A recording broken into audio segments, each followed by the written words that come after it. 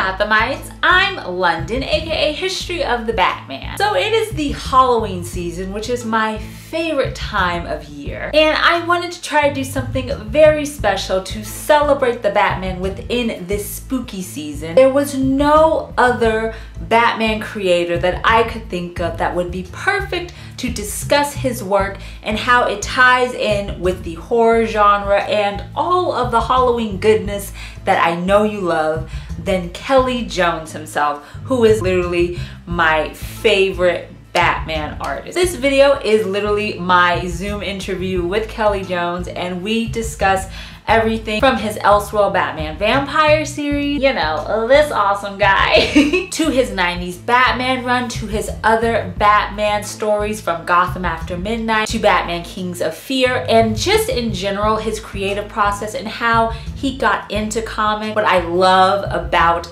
this interview is his discussion on influences from creators that he worked with and also inspired him, from Archie Goodwin to Denny O'Neil to also Len Wein and Bernie Wrightson. This is literally one of my favorite interviews and discussions I have done in the whole time I've done History of the Batman. If I don't post for about a week or so, it is because I'm moving. I may not put up another new video until sometime next week, but I do have my review of 1943's Batman, which I absolutely love, and I hope other people love it as well, and other Batman videos on this channel. I want to thank Kelley Jones so much for taking the time out to talk with me about his incredible Batman work. Honestly, it is my favorite. So I hope you guys enjoy the interview. I hope you guys are doing well and staying safe out there, and I do hope you have a very fun and safe Halloween. So I will talk to you guys very, very soon. And remember, it's all about peace, love, and Batman. Enjoy the interview. Hi. Hey, how are you doing, London? I'm good. How are you? Hanging in there. Sitting in a house full of cats, so, you know. I already love the background. Bella. My favorite. Yeah, mine too. To me, you're like the perfect person to speak to when it comes to, especially about Batman, because your work, I think, embodies the spirit of all. Well, thank you. I appreciate that. And you know what? I have no trouble with that. I worked toward that, you know? You look for a niche. A lot of people don't like being stereotyped or put in a niche or whatever. I pursued that like a, you know, I saw an opening and you take it. How has your 2020 been, and in terms of just quarantine and the pandemic? And when I talk to different creators during this time, I always ask if all of this has affected your creative process either positively or negatively, and I've received both answers. I'm just curious if this has kind of stifled it at all, or has it actually been good for you? I think it hasn't been affecting one way or another, because you tend to work by yourself anyway. I live out in kind of a rural area, so you don't really notice too much. I see. I mean, I live near, you know, horse ranches and a lot of orchards. It's kind of out there. Yeah. In the foothill area of Northern California. Okay. North of Sacramento. It's kind of just the same pace anyway, and doing what I do, I tend not to be around a lot of people anyway, you know? The only problem I had with it was there were people around the house when I wasn't used to it anymore. You know, I used to walk around the house and you kind of method act your stuff and you're thinking to yourself and you're talking. I realized they're gonna see how weird Dad is, so. Exactly. I think a lot of people have that. They're like, oh, it's weird to have everyone in the same place all the time when you usually have time either to yourself or your own space to work. Everyone I kind of liked found their own place in the house, right? This is my area, this is my, you know. For me, it's a lot of fun. For some people, it's been really difficult. Well, people are social. Not all of us can learn to live in a submarine. Right, exactly. And I just told everyone, I said, okay, some submarines, they go on 6-month missions. We're on a 6-month mission. Exactly. That's a good way of thinking about it. I never thought about it that way. Yeah. When you mentioned that you kind of wanted to find your own like niche in terms of your art style. Yeah. What were some of the inspirations to getting to your particular art style? Like who or what inspired you to develop kind of the way that you create? I love comic books and stuff like that, but I never knew I would have a career in comic books. I didn't have that really that thought. I thought it would be fun to do it, but I was taking many different kinds of courses. The thing that influenced me, though, more than even comic books, with the exception of a few creators like Bernie Wrightson and Marshall Rogers and such, was film. So I was much more, I took virtually no art classes. I found them useless, frankly. Really? Yeah, I mean, if I wanted a technical thing, I could go to the art store and buy a booklet on how to do something. And I don't reject it. It's just I found it boring. And the last thing I wanted was something boring that I love to do. I didn't want it to turn into mathematics where this with this equals that. I wanted unknown and whatever happens in magic. And that could be backwards, you know. Film was the way I was inspired. So I was very much into certain directors. I wasn't a film snob or anything like that, because most of the guys I liked, some were great and some were like trash, but I enjoyed the reaction to it. When you react emotionally to something, that's a good thing. And so creating emotionally is a good thing. And nowhere in there does it say, here's how you learn to be emotional. You are or you aren't. Right. And where I would go is they would try to act like there was some kind of root to this, and there isn't. You can do that with other things, but not with this. And comics are the heart and soul of eccentric. It's, of all things, it's the most eccentric. Definitely. It's made all by yourself, read by people all by themselves. So it isn't like you go to a big audience. It isn't like you're on the radio or television or something. You're all by yourself with the book. It's so anachronistic, it's wonderful. And I don't want to dilute a drop of that eccentricity. Where you judge, I think, a healthy industry is, does everyone look different, and can you tell who everybody is? And that's diversity in its purest, most wonderful form, because that's in their heads. Right. This crazy stuff comes out and is on paper, and it touches someone. And that's what I wanted to do. And I wasn't getting that in an art class, but I was getting it from film. When I had my opportunities, those were my influences. Is there any particular? James Whale. Yeah, James Whale. I mean, not just what his subject matter was, but they were bizarre movies, but they were very touching and very emotional. I understood the characters, and the characters would change on a dime, and you went, oh, wow, that's another dimension. Not when I was a kid, not when I was younger. I just reacted. And I felt, well, he can make something intelligent that if you're young, you get it, and if you're older, you get it. So those things, how did he do that? That's how I would try to break it down visually. That was the first part of it. The second was when I did come to Batman, for example, there was no real horror comics then, too. When I did Deadman, I think there was Swamp Thing and nothing else. Right. So when I got Deadman, it was a keep the copyright book, you know, we got to put it out so we can keep the copyright. And they didn't mind whatever I did there.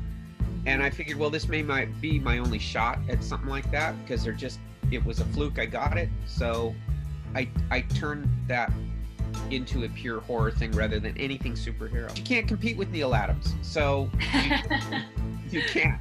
That is a tough competition. And I told Neil. Neil once told me how much he liked that Deadman, really liked it a lot, and I told him flat out, I couldn't. Yeah, how do you compete with, you know, what you did? There's no competing with it. Right, and because of that, you have to make it your own distinct way. You have to make it your own. That's it. And so when they saw that, Archie Goodwin liked it a lot, and he said, do you want to do fill-in inventory cover for me in case we don't have something of Batman? And he said, you can send it to me in a week or so. I'd like to see what you do with Batman, because I like this thing a lot. And he actually did use that as a cover.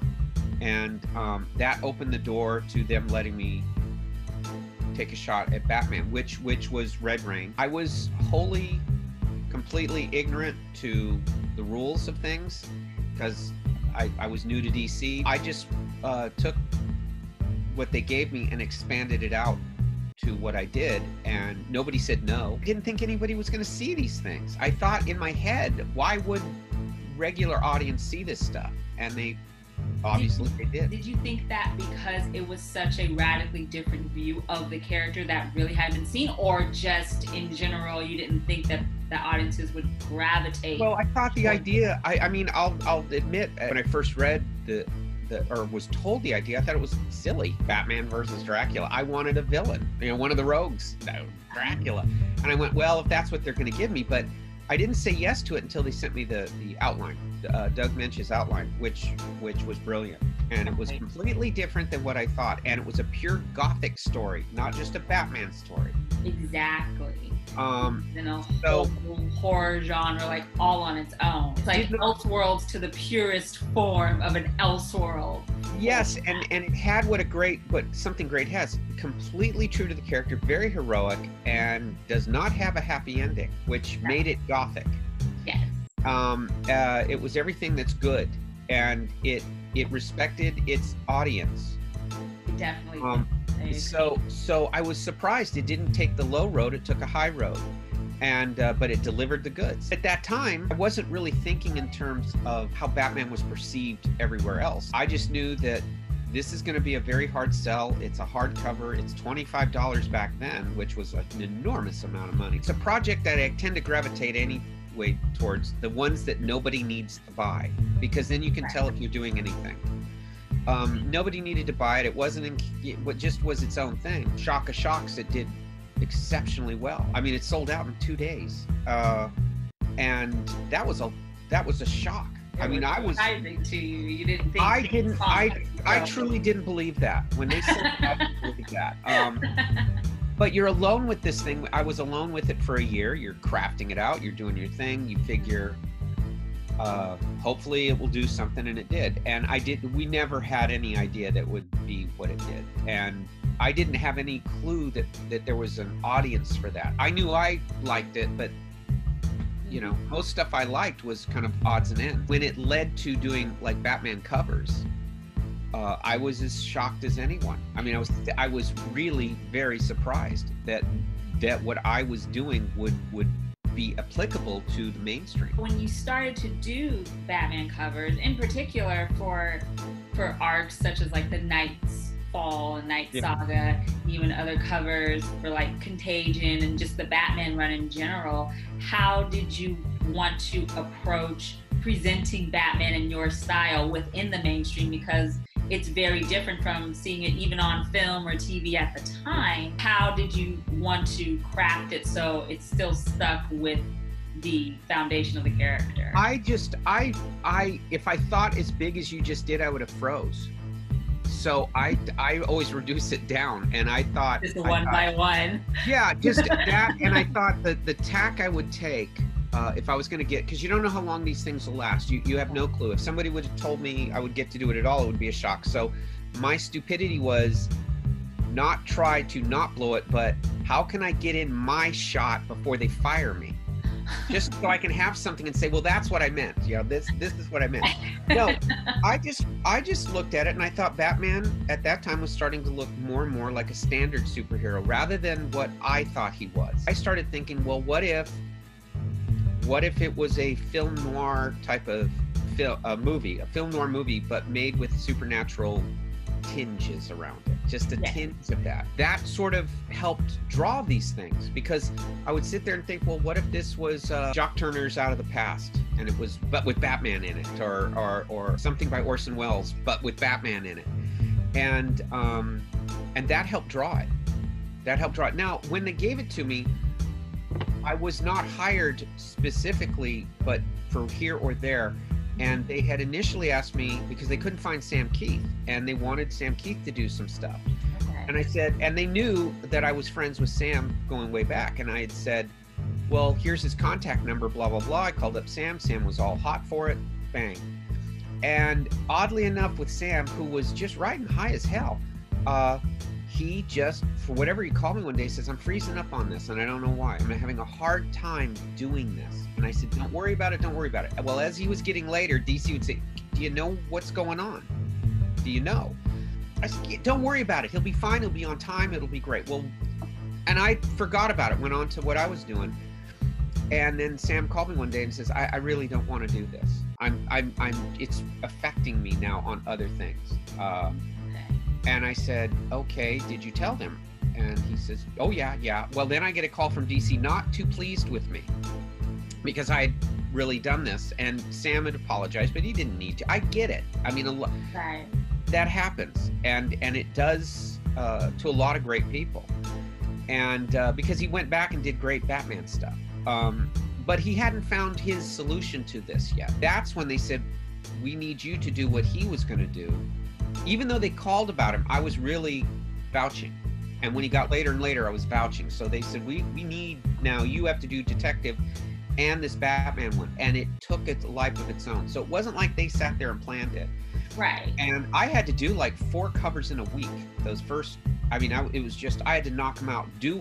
Started in the morning, get done by, at that time, FedEx, you had to be done by 3 or 4 so they could pick it up and get it to them for production. You were just round the clock just working and making those covers. Those first 4 or 5 were like that. And I didn't know what, at that time, I didn't really know what the stories were about. So I just had and they didn't either. At that point, they were trying to coordinate all these books to be connected. Right. They were all still in production. So they would at times say, well, we think so-and-so and so-and-so's in it fighting Batman, or Batman's in this predicament, or something like that. And it would be that long. Take the pieces of what they said and just create an image. Yes. That hopefully would go along. Yes. With the story inside. And I know how many guys I've told that to, other artists would freak out over that. But for me, that was like perfect. It was like, that's great. I have no one in the way. It's open field. It's the Wild West. Anything can happen. But for a lot of guys, they didn't like it, is they feel their reputations would be at stake. For me, it didn't matter. I was shocked I was even in comics doing what I was doing. I mean, You're right. I would go and look at comics and go, I don't look like any of these people. And that's when you're the only one in the room that's different, you can either be froze up or go, I'm going to run with it. And I just figured I'm going to run with it. Embrace it. Because this is just this part of my life. It's not the rest of my life. It's just right now. And something good will come out of this no matter what. So I went in there with that false courage. and I just started knocking them out. And it was shocking me that I kind of like these, as they're going. I didn't really know what was going on, so they would tell me occasionally what was going on. And finally I said, don't tell me what's going on. Just say a little bit. I was the last guy to get, in those days, a fax machine, because I didn't want them to see anything until they opened up the box to get the art. I didn't want any tweaking. And then finally they said, we're going to buy you one and send it so we know you will get one. I was the last guy to get an answering machine, because I didn't want to, if I'm there, I'll get it. If not, you miss me and you got to take what I got. I was the last one to get a cell phone because I didn't want any connection to anyone. You really wanted to be disconnected. But yeah, because I think I play well to that. It helps your creativity if you're not like confined in. Right, and I don't want to know. I don't want to know. And I like my heroes. I wouldn't look at my heroes during the time. Like worship Marshall Rogers. That's my guy. He will always be my guy. But I couldn't look at him because that's what would make me freeze up. And it's why I understood Sam. Okay, if I was looking at Marshall, I'd quit. So I didn't look at Marshall till I was 10 years. I didn't look. Because is it because you didn't feel like you would live up to it, or there was pressure, or you felt like you had to emulate that in some way? Well, it's Michelangelo. He's the Michelangelo of Batman. Of course. So you felt almost not afraid, but almost like just intimidated. No, total fear. Fear is a great way to put it. Okay. I didn't want you would look at it and go, why am I? Yeah, because you look at it and you go, why am I not thinking like that? Look at the brilliance of this. Look how interconnected. He was a genius on every single level, and a very quiet one. He let his work do the talking. And for a guy to come in, do a handful of Batmans and leave, and you go, best ones ever, right? Just perfect. Yes. That it affects you. And that's the guy who got me to do this. He's the guy who sat me down when I was 16. I was just a fan of his. Right.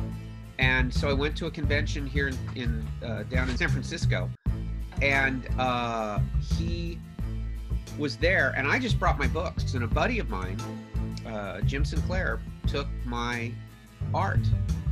And he didn't tell me he had some of my art in his portfolio. So I'm watching Marshall dissect people one after another. And it's fair. He wasn't mean.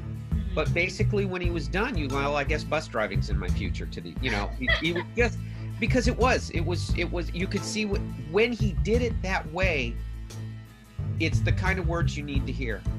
You're either going to work harder or you give it up, you know, that, which is true in life anywhere.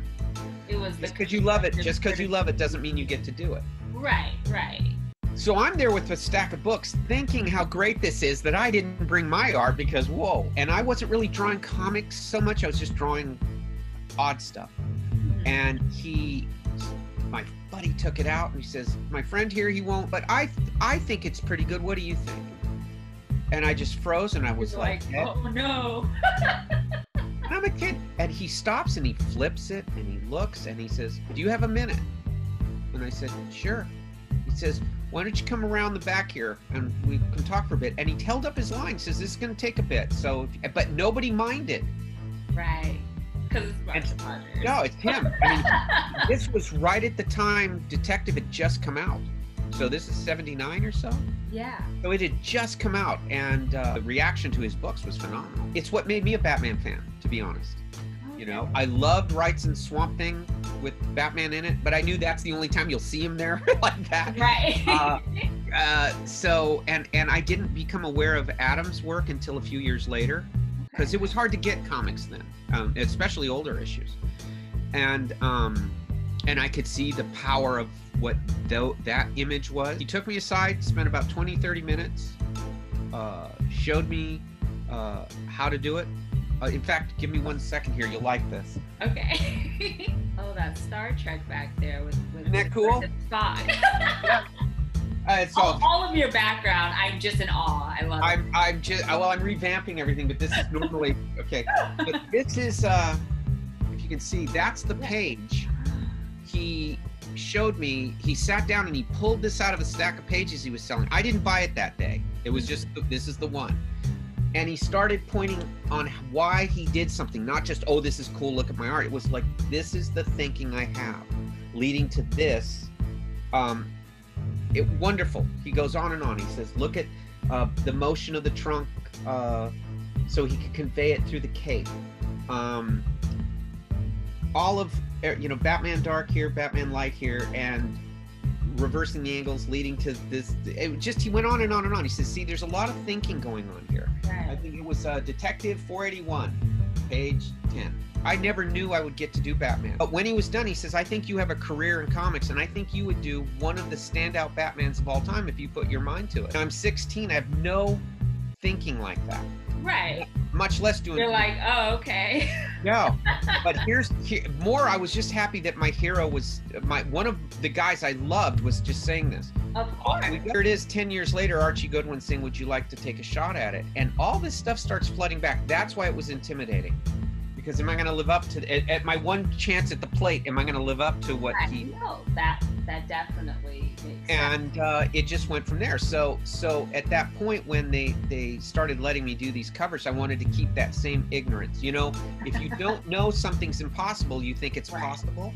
Mm-hmm. I always felt pretty bad about my perspective skills because everything was so small that I just eyeballed it. I just figured, you know, why learn all that? It's going to slow me down. I just want to, and also it gets in the way of me forcing the shots I want. These extreme shots I wanted to get don't exist in real life. For me, London, it was more that realism is fine, but I wanted to have the photograph of the photograph, not the actual photograph. What would go through your mind that would do it. So I wanted fake real, you know, fake, in the sense that it wasn't real after all. It was just this overdone thing, this more Grand Gingle type thing. Even when I took over Batman as a regular monthly, I wanted to keep that. Definitely, and you can see that in your work. You can still see it's Batman, but everything is so exaggerated and over the top. And in talking about the Vampire Batman series, and seeing that how it's gothic, Batman, the character himself, is a tragic character. Yep. All of it is very dark and tragic, which is why I've always said that the Batman Elseworlds series, even though it's an Elseworlds, it's one of the ultimate looks at how the Batman character and his mythos should be depicted, because it is dark and it is gothic, and that's how it was developed 81 years ago. There you're free to get to the core of who the character is and not worry about canon. And you can get to who he is. And where I was fortunate was Denny O'Neil had felt I was doing that in the Elseworlds. And he would look at those and he'd say, that's when he called and said, would you like to do it? Because he did want that. What you just said he wanted. And he says, I think you'd bring something new to it and very old to it at the same time. Exactly. And I thought, okay. And he asked me one or two things about just being able to pull in a monthly book. And after that, you're on your own. And I was on my own. Luckily, I was with Doug, and Doug decided that it would allow him to write the kind of stories he wanted. I think where we were lucky in both Red Rain and in the run that 3 years was they were stripped down to the point Batman. Gotham became a real character in the book. The city became a character. Like a living, breathing, yes. scary place. and Doug would stop and have him like deal with civilians occasionally, which I really liked, or have weird civilians like the crazy mailman and stuff like that. Because Gotham, he had said, well, we're getting away from it where it's just these typical handful of villains we always see, but it's a bigger, weirder place. Right. And if it was just about these handful of guys, you know, then it's not a weird place anymore. So he would say these things. It's very inspiring. I think it's the last time too that it wasn't connected to the other books. So it had its own bizarre, very bizarre energy to it.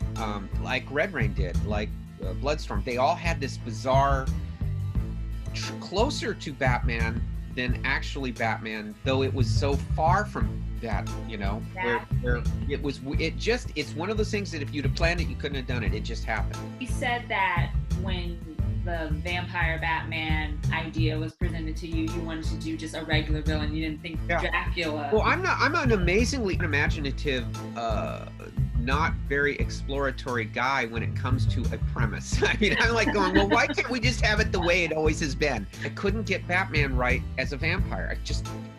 I couldn't get it right. And it was really bothering me. And they had him be, basically, he just had fangs and he would only show him when he would do something. And that's when I just said, I'm going to distort this and add these wings and have him become more, because he's not, you know, then your mind starts worrying, well, if he's not drinking blood for fear of going further, right, he would become more skeletal, more starving, more insane. Right. But still the Bruce Wayne ethic of Batman is becoming, you know, it's being boiled down, and that started drawing itself. In the second book, when Joker is one of the main heads of the vampires and you brought him in, was that fun to have Joker in that book? Because that's, you know, one of the biggest Batman villains. And also in that book, Batman kills Joker and drains his blood, and then that starts his bloodlust. Right. And the big thing with Batman is that he never kills Joker because he has his code. And so what was that like, being able to depict something that was not just like gory, but also hitting hard to the core of Batman's moral code, even though we're in an Elseworld and it's not the normal thing? It was pure deliciousness. I absolutely love those panels. Like, those are my favorite.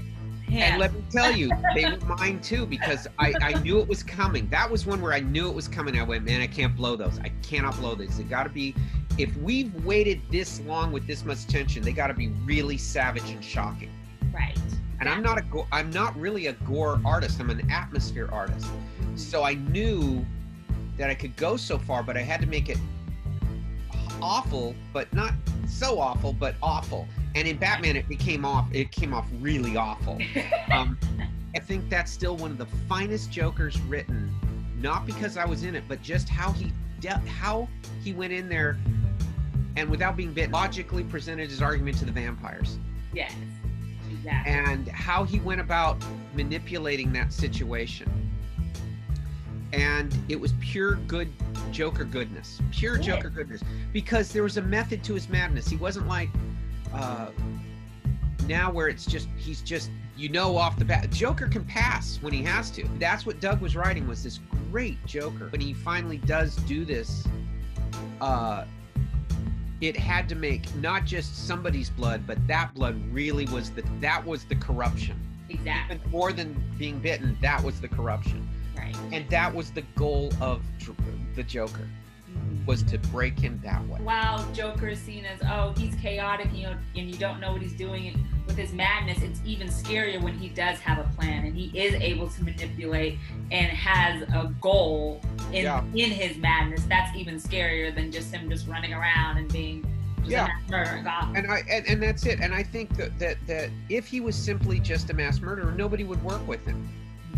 There's got to be a profit in it, and so I always felt that's what it was. It's just occasionally he'll do that, but it's worth the risk with him because there's such a profit. I always felt the Joker, in his own way, he's either going to win or he wants to die. And I used to tell Doug that all the time. It's either I win or I want to die. I don't want to live in this world. I'm the only guy like this and the only other guy. And if I beat him, great.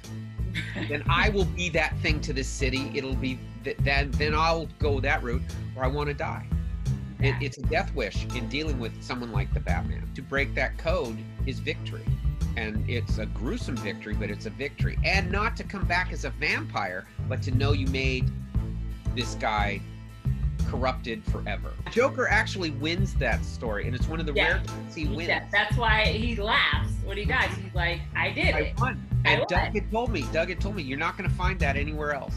You don't. Like, you really don't. And that's why anytime I love reading Batman and Joker stories. I love their dynamic, but it's also sometimes frustrating to see certain times where it's like, Batman should really right now just end it all. That's the logic Doug had brought up. He says, look, in reality, he'd have to make the surgical, cold, calculating decision. You got to kill this guy because look at the disaster, how many people are destroyed and killed, and it has to end.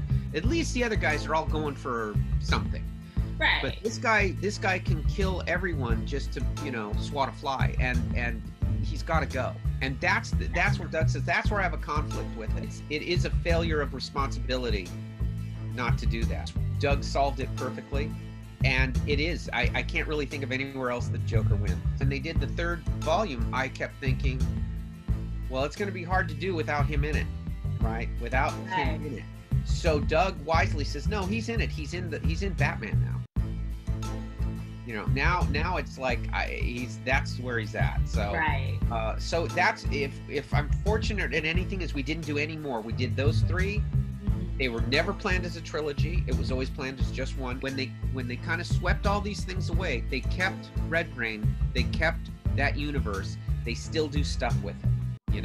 Yes. We'll give all the credit to Doug Moench. It was his idea. It was his incredible, realistic portrayal of it. Batman is never different in that book than he would. You could have done that in the regular books because he didn't do anything flamboyant. He didn't change his costume. He didn't do anything. It's Batman, and he had said that's going to be the angle. Is we're doing it as a real book. They'll all think it's an Elseworld. What I do love, like you said, is that that particular Batman has been in other comics, like later on, like it's been in DCU Halloween specials, and I particularly love the Convergence Swamp Thing. Yes, he did with Len Wein. And I want to ask you what it was like working with him on that book, and also using that Red Rain vampire Batman and making that story. It was as wonderful as you can possibly imagine. Len Wein was everything you'd want to work with. It was pure fun. It was scary because he and Bernie's Swamp Thing #2 is what got me into not just liking comics or whatever, but collecting comics and knowing who the creators were. I never did that before. I read the second issue of Swamp Thing as a little kid. I hated it. Why did you hate it? Because it wasn't the Avengers or Fantastic Four, Spider-Man, Superman. It had scary stuff in it, which I didn't think belonged in a comic book. I mean, I had these prejudices already at 10 years old what the book should be. And I read it, and it upset me, and it scared me. And I put it in the, I didn't want to read it. Didn't want to. Like about an hour or two later, it stuck with me and stuck with me and stuck with me. The other books didn't. So I went back and looked, and I loved it. The second 2 hours later, 2 hours later, I'm reading it again, and it all works. It's all of their spell that they cast worked. And I got to the end, and when it was over, it was thunderstruck because they did it in one issue. It was a one and done. I love one and dones. Yeah. And I wish comics would go back to that. You'd make a lot more fans quicker, because then you're not committed to gigantic epics. It's like, hey, read this. It's everything you need in one book. Right. So when I finished it, I went back to the beginning, first time ever, to see who did this. And there was Len Wein and Bernie Wrightson, and they had perfect names for this kind of it sounds like horror guys, or wonderful names. And I was able, luckily, to be able to tell both Len and Bernie that story, that I said, I really hated you guys before and Len would make me tell him that story all the time. Tell me that story when you read that book. Tell me that. When I got to work with him on Swamp Thing, it was absolutely fabulous. And when he brought in Red Rain, it was such a compliment. He says, Kelley, in all the years, in these past however long, that's the one real standout new thing that stuck with me, that I would have done. If I was an editor, I'd say, we're going to do this. We're going to do this book of Batman as a vampire and how he has to deal with it. I think there's so much there as a regular book. His push was to do that when we were doing Swamp Thing. And he says, do you think that'll bother Doug? And I said, no, I don't think no. He'll be proud, and you'll get a piece of the action, so he won't care. Right. But that was his angle when he first did it in Convergence, and I thought he did a fabulous job of doing that Batman. It is that Batman. And again, I'd love to come in there and say I told him this. No, I just read the script and I said, this is terrific. That's it. I said, and he said, what do you think? Does it need anything? I said, it needs to be drawn. That's all. You're like, it's perfect as is. Let me just. It is. He did. On the good side, before he died, they had approved us to do Swamp Thing as a regular book. But his illness was just too great. But he died knowing that. And he died knowing he was so proud that his Swamp Thing, that miniseries sold enough to where DC said, hey, we want to do this again. You guys can do it. Wanted Batman and Solomon Grundy in the swamp for the first arc. It was wonderful. He had a great thing, London. I've said it all the time. He always would end his conversations by saying, remember, making these things is supposed to be fun. Reading these things even more fun. No matter how these stories are, how dark or how they turn out, fun. All fun. We don't look down on any. I mean, it was this mantra he would go through, and I loved it.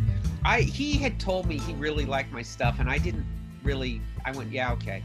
And finally got mad at me. He got very mad. He says, why would I work with you if I didn't? I said, well, I'm sure it's okay, but you're going on and on. He says, so he changes the subject. A few days later in the mail, I get some kind of interview book on Swamp Thing from 20 years ago, something like that. And in it, he mentions me, and he says, and I didn't know this, and he says, well, when Bernie and I were going to do Swamp Thing Deja Vu in the 80s, Bernie just decided he couldn't do it, and he quit while we'd already started. And he says, so I went into the offices, and I said, okay, we can't get Bernie, let's get Kelley Jones. And I was at Marvel then. I hadn't even shown what I could do. And I said, how did you see that? And he says, when you're a writer, you look. You're always looking for that next guy. And he says, and I saw your stuff and I thought, this guy got it. He can do it. And he says, and DC said, no, rightfully so. You don't replace Bernie with me when in 1985 or 6. I would have Sam Keith and froze. And so he showed that to me, though, to prove like I thought he was lying or whatever. And I treasure. I've loved your work since the beginning, before you even knew I loved your work. Thank you very much. But it was one of those things that I treasured that book because and I called and apologized. I said, look, I wasn't meaning it the way you think. It's just you have to know I was 10 years old in the back of a car reading your book. That my parents were, driving along, and I'm reading this thing. That's who you are to me. We're not peers. We'll never ever be peers. You're like, I will never think I'm on the same level as you, even if you say that we are. Yeah. You're like, yep. And anytime with Wrightson, I would say the same thing. I said, I have my paternal father who taught me everything, and I have my art dad who taught me, and you're the art dad. So I will, hey, there you go. I have no problem with someone saying you're influenced by Wrights, and I go, yes, he's the hardest artist to be influenced by. These guys were real because I think they knew they were outsiders, even though they were very successful, and they just recognized me as a fellow traveler that way, as another outsider. I had lost my wedding ring once, and it didn't bother me that much because I can get another one. I told my wife, well, I know, I don't know, I was playing with it or whatever. But man, if I lost that issue of Swamp Thing #2 that I still have, that I read, inconsolable, man. I would be inconsolable. I'd be weeping. It could be irreplaceable because that's that. And my wife has accepted that. like it's fine. She's like, yeah, it's okay. All right, okay. I get it. Yes, I get it, because my kids had thought Bernie was an uncle of mine. I talked about him so much before they knew anything. You know, I said, no, he's an artist. You know, so it was very, very funny. To have worked with them was magic. And the fact I got to work, I think, with Doug and Len, truly iconic people on books that still are around. You just hang on and say, you'd sit down in the bus and say, drive where you want to go. Just lucky I got a ticket. Especially in this Halloween season. You've done other books like Batman Haunted Gotham and Gotham After Midnight, which I just reread, and I just absolutely love it. Thank you. And also Kings of Fear, which I love that arc as well. Is there a particular arc or even a single issue that you've done that stands out to you? Like, we've talked about the Convergence, Swamp Thing, but other ones that like are Batman centric? There's a couple. There's a scene in Gotham After Midnight where I thought it particularly worked well. I believe in the first issue where he's dealing with Scarecrow. Mm-hmm. And I thought that one worked well. And there's a couple of scenes later on where he's dealing with Man-Bat that I thought were particularly creepy. They just worked. They felt very Batman. Kings of Fear, it's a scene with a little girl in the street where we're going through this whole thing. We don't know what's going on, if he knows what's really going on. I thought Kings of Fear was one of my favorite things I've been able to do. And through the little girl, that sequence with this little girl, it kind of says who Batman is. I know they're not action scenes, they're not, you know. Right. But at the end, when I thought wonderfully by the writer Scott Peterson, the thing has always been, does Batman create the villains or the villains create Batman? That whole circle. Right. And he had taken it away from that. He says, no, it's Batman affects it so much more positively. We're just focusing on these crazy people. And you have that one little henchman for the Riddler or whoever, and the young lady says how Batman changed their lives to where he went from this to a good man, a good citizen, by just being told, stop it. And, you know, the fear of the Batman did it, but it gave him a life and a daughter and a beautiful life. And that, I thought, that's why he does it. Exactly. It's a very optimistic. I tend to, with all the darkness and stuff, I need a sense of optimism to something, or things become cynical. And you don't want to see Batman as just pure darkness, because he is a dark figure, but he does what he does, his crusade for good, to try to better the bad that is in Gotham or whatever. And consequently, I also don't want to see stories of essentially he's doing his taxes. You know, I'm very big on that part of Batman, but I also need to be reminded of it. And I always like where Gordon says in there, you know, when we arrest someone, the recidivism rate in Gotham is through the roof, right? But when you deal with them, and this is why we break all the rules with you. Fourth Amendment, we chuck all the constitutional rules with you, because the recidivism rate with you is like 2%. You do change lives for the better.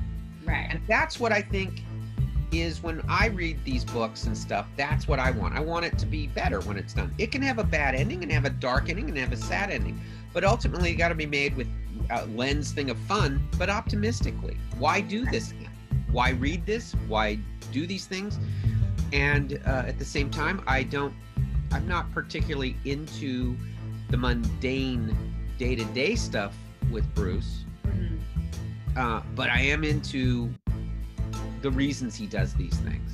And the fun of doing these things, and that part, he's unique in a world of superheroes.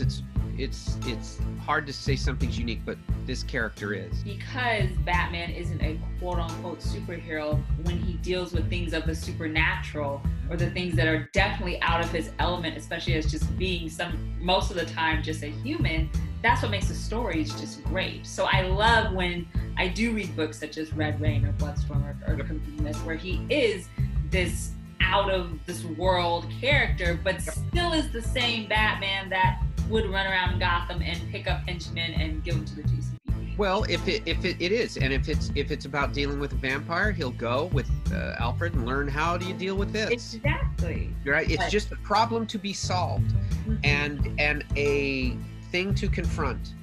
And the courage of the character is what attracts me. Everyone tries to read something into it. I've always felt that that's what Batman is. Batman, if he has to throw punches, ultimately that's a failure for him. It's telling you, stop it. Right. It's the fact he's in a room with you for 10 minutes before you know he's in the room with you for 10 minutes. And then he comes out and says, stop it. And then you go, I will never do that again. Right. That would change normal people, it would change your life.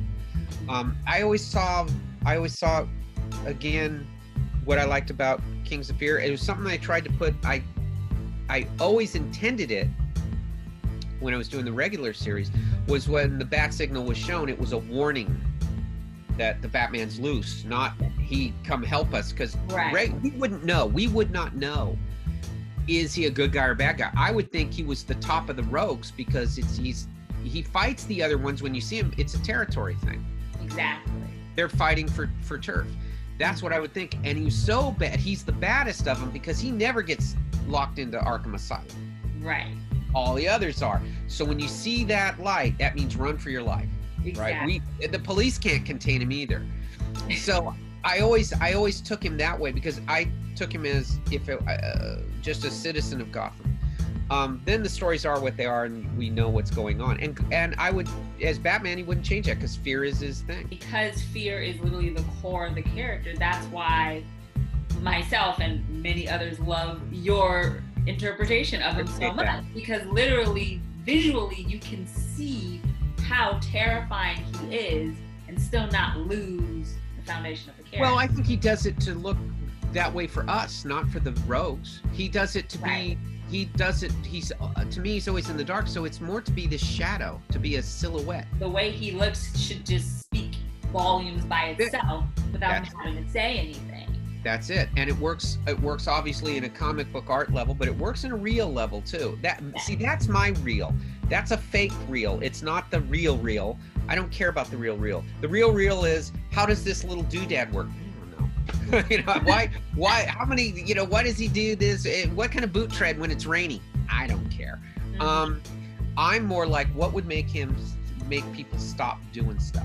What would make people behave in this lawless, terrible city? That the city's what creates the villains. It isn't Batman, and it isn't the villain. I 100% agree. Gotham is a horrible place. Yes, it is.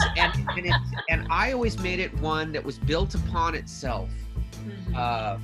And it's a pseudo New York, so it still has its Dutch roots. So you'll see a windmill in the background, some old crumbly windmill, and it still has a steam train, but right next to the new modern. I mean, it just keeps building on itself, and it has its own. It's kind of like Shirley Jackson's Hill House. It's a city that was born bad, and that's it. That's all it is, and it's a living thing. So it attracts these and makes these, and the one flaw in Gotham is it also made Bruce. Bruce is the one little virus that's good, and it's inspiring. And eventually, I've always missed the point, I guess, with Batman. It's not the Joker he's at odds with. It's Gotham itself. Yeah. And that's the character that's why I always made Gotham in the monthlies or in any of the other projects I've had a serious dark place. I never wanted to draw happy places in Gotham. I agree. I always love stories that do build upon Gotham and make it as a character. And like you said, like your work, especially with Doug Moench and other books like Kings of Fear, have made it into its own persona, which I think is really important because, I mean, Batman can be Batman anywhere, but it's not the same if he's not within Gotham, because I feel like the two and two coincide and like feed off of each other. Yes. It's not just the villains and it's literally the city itself. I think you're right, and I think that long after maybe someone who gets into comics gets out of comics, they don't get away from Batman. That's the one book that people will tend to keep following because there is this thing there. It's different. And I'm always kind of bugged when the books don't have the tropes I want. I want James Bond to say shaken, not stirred. And, you know, those. Right. I got to go through the ritual of it. Yeah. May the force be with you. I got to hear these things. Right. And that's the same thing here is I've got to see, and that's in Batman, that's what it is. When I would do the monthly, I would dress it up with intro panels and exit panels and all this stuff, because those are the books I remember when I read the 40s books, they would have all this decoration to it. Yes. And I wanted that same decorations. I used to drive Doug nuts crazy at first, but then he started liking it where I would break things into chapters. Because I didn't write it that way. I said, I know, but there's a natural break before the next scene. Right. And so I got to think of something. So he jumped on that and started, you know, helping with that. Because after a while, you run what's an intro panel for this? You know, what's a little chapter break? Right. But it became a lot of fun to do that stuff. And I just wanted those to be memorable. I wanted them to be memorable beyond a personal ego thing, but to kind of communicate to others out there of like mind, hey, we get it. We think this is the Batman. We think this is who he is. Denny O'Neil used to always say, you can't say we're going to do something special and it comes special. They are or they aren't. Right. And I was just fortunate enough to be on a couple of those things early on. No, I honestly think your work, especially on books such as the Vampire series and your run in the 90s and even your current books that we talked about, they stand out not just aesthetically, but I also think that a lot of the stories that you've worked on are some of the worst times that Batman has gone through, from getting his back broken by Bane to even going through the contagion and the plague, which led to like no man's land, because he's such a dark character. But at the end, it's always some type of positive light. Like at the end, he does come back to the mantle after, you know, John Paul Valley. At the end, they do rid the plague. Yes. Even at the end of the Elseworlds vampire series, even though in death he finds peace. I think that your work not only shows kind of the tragedy of Batman, but also the optimism in the end that the character has in his whole crusade. You have to measure the good of what they do, the way you would a fallen officer or fallen soldier or somebody who fights something awful that we won't want to do. We wouldn't want any part of that. And he always used to say, you got to say, why do they do it? And there has to be that nobody else but them could have done it. Right. And Batman is very good at that. With me, just treating it like a 40s or 50s film noir. It lended. You could never get tired of that format. For me, I never got tired of that. It's my favorite. Yeah. Because I honestly think that is like one of the purest forms of visualizing this character and his mythology. So that's why. Not even for the Halloween time, but like all year round, I always recommend people reading, especially your work, because I think it is one of the best interpretations. Well, I do appreciate that. I do thank you very much for that. Look, that does my old heart good. Look, you never know that when you start, and when I got it, it was just happy to get it. And it was fun for the period you're doing it. You go, boy, I'm having a good day or a good month. It's just fun to do this. And I was always nervous when they came out because I lived with it so much, and it was just mine and Doug's and John's, whatever. And then it would come out, and then it was everybody's. And so you were like, I wonder if everybody is going to. Yeah, and that's the nature of it. But as time has been very kind to all of this stuff. I used to say that to Doug as a nervousness. Just, hey, what are you worried about? We got Batman. That's enough reason to come to it. That's the reason right there is Batman. And he was right. He was totally right. Are you working on any particular projects right now? Yeah, I have some stuff coming up. That you can talk about? I don't know. So I would say one is with Matt Wagner that's coming. Ooh.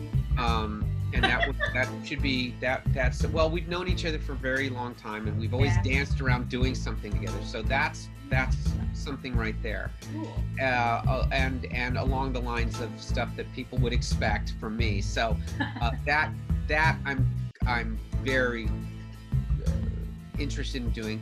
And as far as Batman goes, I have a short story coming out in the first issue of Batman Black and White. They're doing again. Ooh. So I have one in the first issue of that. Oh. So which is kind of cool, because the first Batman I ever drew was in 1989, and I did one here in 20. So that's like what, 80s, 90s, aughts, teens, and so I can be very old and date myself that there's 5 decades I've touched with doing a Batman that DC's published. You know, That's amazing. I can't wait to read all of it. Yeah.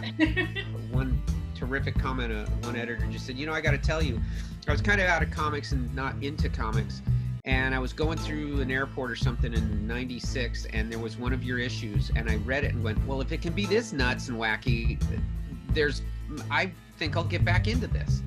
And I've had a couple of them say that. Say existential, because I don't see myself as nuts and wacky. I think this is totally normal. So I have to go away from it and go, I guess I'm not. I guess I'm not normal.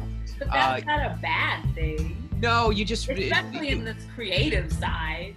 I guess it's what if one of the Addams family realized they were bizarre? That's my thing. It's like, I guess I'm, we're not like everybody else after all. For me personally, the first time I ever saw Batman in a comic was your work, was your cover art, and that is what drew me into reading more comics. So literally, you are one of the reasons why I started reading comics in the first place. Well, I do appreciate that. Look, that's, now I know how Len felt, or Bernie. Say that. No, look, I've been very fortunate in that sense that there's been some really amazing creators come up to me, younger ones, and tell me something similar to that, and it takes your breath away. Bernie Wright once went through all of my Batman stuff and said, I'm like apologetic to him, but he said, no, there's a lot of stuff here I would never ever think of. And he says, and they now seem like obvious. Right. Neil Adams had once told me, we were sitting in a little train going somewhere, and I'm terrified of him. And he said, hey, you know what, that Dead Man you did, I should have thought of that. That's a great idea. Where he's just, and that's when I told him, I said, well, there's been a lot of great people who've handled it after you, and I can't remember them because you're they couldn't do you, and they're trying, but they didn't know, You have to do your own. And if I'm going to that's fail, what everyone appreciates about your work is that you make it something that they've never seen before, but it's obvious to the character or to whatever comic or yeah, and I appreciate that, because I always think in terms of failure. Like, well, if I fail, at least it was on myself, not trying to be someone else, but myself, and I can live with that. That one you can live with. I think that's the best you can. Yeah, because you can just say, well, I still believe in it, right? It just wasn't to be. But if I was trying to do somebody else, then I go, well, I never got to show who I was. Right. It wouldn't be as authentic as it could be for you. And I don't think you would be happy with your work if it wasn't purely what you thought, oh, this is how I visualize it and how it should be. So right. The fact that you stick with that is, I think, what makes your work amazing. Well, thank you. Dead Man was the book that taught me to experiment and try and trust yourself, and it led to Sandman, and it led to, which they did the same thing happen, where I just said, well, I used to tell Neil, I said, Neil, these are terrific, but he just stands around. He's got to do something. So I'm going to make the cape flow around. I'm going to make him do stuff. And Neil would say, whatever, do it. He says, because, I can't disagree. He does stand around a lot. So he did some pretty cool stuff. Right. But it makes sense with characters from Dead Man or Sandman, or even when you work on Frankenstein. Like, it makes sense to have your style with these characters, even if the creators before wouldn't have thought about. Well, they were doing it right. To be honest, I feel they were all doing it right. It's just I can't do their right. I can't do that, and do a good job. I have to play out these exaggerations, and I have to play up this eccentricities, and I have to, because they can get that from everybody else or every other book. They can get this more definitive or more accurate, whatever the terms, and completely acceptable to me. I don't think they're wrong at all. I had it once said to me, good or bad, you want them to know it was you. That's awesome. Good or bad, and don't worry about that, because I think it was Denny had said something like that to me. He says, we'll sell the comic. Don't you do what you do. Don't worry about that. And the goal is to have people know it was you. I love that. I love that you're sticking with that mentality when you do your work, because that's the reason why it stands out, and that it will always be memorable within all of these mythologies. I can't tell you that. Yeah, now it's kind of, it's how I do it. But at the beginning, it used to be, I would wait. You know, it's like you draw this thing, you turn it in, and you go, okay, when am I going to hear no? No, but and no one did that. And I think after a while, yes, it becomes to where the books kind of take a life of their own. Red Rain took a life. All these things took a life of their own, and so they become the reputation, not me. Right. You know, that's what they want. It's like I was there, but now they can do Red Rains without me. I'm fine with that. It's got its own life, you know. I personally love Red Rain. My favorite little Funko is the Red Rain. I literally have him. He's my favorite. I love him. Well, isn't that odd that they would even do that, you know? Yes, that they have the Funko. The moment that they made it, I was like, oh, I need to buy it right now. Yeah. Amazing. So the fact that it's a Funko, and there's other black and white statues, and just the fact that your work is in these forms and is celebrated in other visual media. Look, I remember them telling me I believe I was working on Gotham After Midnight, and I remember DC called and said, do you have time to just draw a bunch of sketches, a bunch of drawings, a bunch of stuff of Batman, doing Batman things? And I did not know what. And they said, well, we were asked for that. And I went, okay. And I thought maybe they'd done that earlier with made some t-shirts out of stuff and did these weird patterns and something like that. I went, okay. So I would do it. And I did it for about 2 months. And then they said, okay, that's, you know, it was quite a thick thing. I have it somewhere around here. And they had sent those and used those in the Chris Nolan movies for Batman, and he had requested that. And wow. They just don't want that stuff out there. They didn't want anybody knowing, and even the people creating it. And so when I went to see it, I went, I remember that. I mean, I had that. I remember that. You're like, hold on. And it was very cool. I mean, that's very, very cool. Well, look, they paid well, so I can't complain. But I didn't know what it was for. And then you realize that's what's happening, is people are just reading these oddball things. They had looked at Red Rain and really dug that and wanted some of that kind of stuff. And yes. And at that point, like I said, you never know who sees these things. You never know how that somebody will come up to you years later or at the time, and it's like this private thing we do. We make them alone, we read them alone, and then you realize, but it's a lot of people doing it. Right. And you don't know how they'll react to it. It's a shock to me, but it's a good shock that my idea works, not the drawing. The drawing, there's right. much better. It's the idea work. I love your work, and I'm so happy that I was able to talk to you about all of your work. And I just love the fact of your journey of like finding your own way of making your authentic work fit into something that is not seen as odd or strange or scary, or however you'd want to label it. You still made it your own, and it became accepted into the mainstream. And I think that is so amazing. I will say, looking back, I can see the rareness of it. I don't say that as some self-congratulations. Mm-hmm. At the time, it was just simply not to be bored. And at the time, it was to try to deliver something that I felt was to earn the paycheck that they were paying me, that not to just do the same thing. I don't know if that's what they wanted, but they weren't saying no. Exactly. And it is a certain amount of selfishness. I'm gonna give something of myself, and I gotta stand by. If I don't believe in it enough to fight for it, then why should they accept it? And luckily, it never really came to that. These people, God bless Archie Goodwin and Denny O'Neil. I tell everyone I was the luckiest guy, that I just fell into these incredible people, and they totally supported me. And I didn't realize how much London that support was until years later. Right, you didn't realize that, like, wow, this is amazing. Lucky enough to be able to tell them before they passed. I was able to tell Archie, do you know what you did for me? And Denny certainly. And Denny would just all shucks it and go, hey, you had to do the work. You had to sit in the chair. You had to take the beating. I believed in it, but I can always just find another guy if they did. It's like, so you're the one who has to take the he says, I give you the assignment, you got to go fly the mission. So, and you flew the mission, and that's how he looked at it. But it still,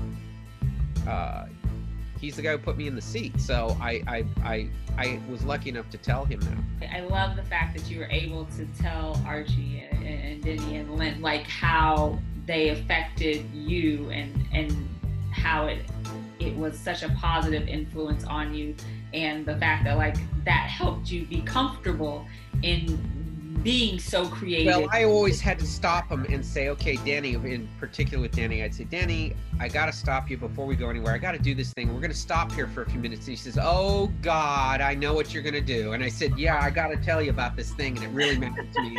And I got to know how you did this. And it was a story he had done with Marshall Rogers. Death Strikes at Midnight, I believe it was, in Detective, and or a Batman Family or something. And I just said, you have to know what that means to me, this story meant to me, and how you did it. And that and he, he lays it down. He's a busy guy, and we then spend about a half hour talking about that story, right? And I said, no, okay, now we're good, now we're fine. I said, you're in New York, I'm in California at that time, and I said, we can't go to a delicatessen and talk this over, so we got to do it now on DC's dime. and I got to do that with Archie, a lot of his stuff, certainly with both Len and Bernie, where I Len actually Joey said, what else of mine did you like? And I said, well, let me tell you about your Hulks. I loved your Hulks. And let me tell you, and I would go down to your Thor. You did a run on Thor that I still just kills me, that you did with John Buscema. And the same with Doug, I would do it with all of them. I'd say this thing here or that thing there. Wrights, and it was wonderful. I would always be able to just, it turned into other things we liked. I had told him, he says, well, tell me something about yourself that's not, people don't know. And I said, well, I like to, when I work, I like to watch stuff. And he says, well, yeah, Mont. I said, no, I watch cooking shows. I will have the best of Julia Child or Jacques Pepin or one of these people. And I love cooking shows on, as well as the other stuff. And he flips. He goes, so do I. I'm watching those things too. And he says, no, really, are you? Did someone tell you that? I said, no, I was. This is like bizarre. And so there'd be those moments, right. Where you kind of then connect as people, and then you move on. There's some of these people say stuff that you'll never accept it. It's so kind that you just go, no, you'll never accept it. So that's fine, because then later on, if someone tells me I accept it. You just gotta learn to accept it. That's my fault that I can't do it. I still can't do it, but you well, try. I appreciate your humility in that. I do, because that's hard to find sometimes. I'm always more forgiving with people who are like that, because I think it's a great deal of insecurity to do this. To do anything out front, in front of everyone, it's like, if people have, I always tell people, well, go speak in front of 700 people. It's kind of like that. Mm-hmm. Because when you go somewhere, you're going to get every opinion in the planet, right? Right. and you got to accept it, and that's just part of it. But the trade-off is that day you got to do something really fun that comes out of your heart, and that's rare. I keep feeling like I fell into something, or a door opened that I didn't open, mm-hmm. and that I am here by the kindness of other people who simply saw an aesthetic they liked, or an idea, but still did that for me. Literally reading Batman, and in particular your work, honestly, like, brings me joy, and it's a stress reliever for me, like, to be honest. Like, so I really do appreciate your work, and I'm just so glad that I was able to talk to you again about it. I really do. And like I said, like, your work is perfect for right now if you are ready for Halloween and you want to read some very out there Batman, of course your work is always recommended, but I read your stuff all year round. So thank you very much. Thank you so much for reading that Batman, and thank you so much for talking with me. London, it's more than a pleasure. I love it. And good luck with your move tomorrow. So. Oh my gosh, thank you. That's literally all I'm going to be doing this weekend. But thank you so much. You're welcome. Thank you so much.